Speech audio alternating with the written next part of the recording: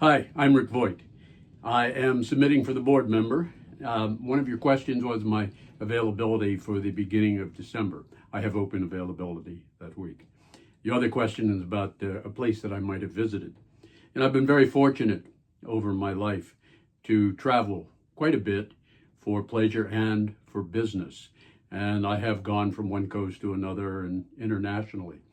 But interestingly, a couple of years ago, my family, my extended family of cousins and I decided we were going to go back to the homestead. I am a firstborn American. My mother was born in Canada. The family initially in Canada started out in and around the Toronto area in a little town called Burlington, Ontario. So we went back to Burlington to the family homestead, which is called the Ireland House Museum. My mother's maiden name was Ireland. And her family, my family, going back to the early 1700s, built this house on thousands of acres in what is now the town of Burlington, Ontario. So we went there and we visited our museum for our family, the Ireland House.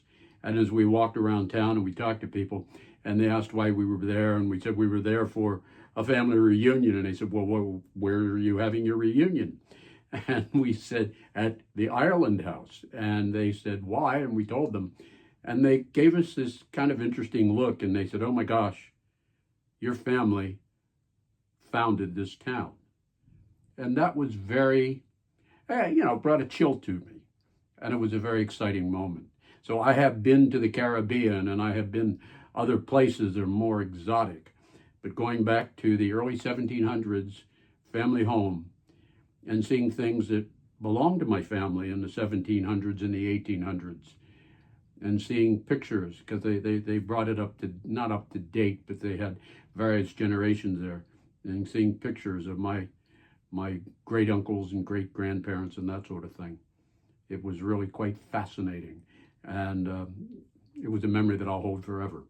I'm glad that I could share it with my family, and now I shared it with you. Thanks for your consideration. I look forward to hearing from you.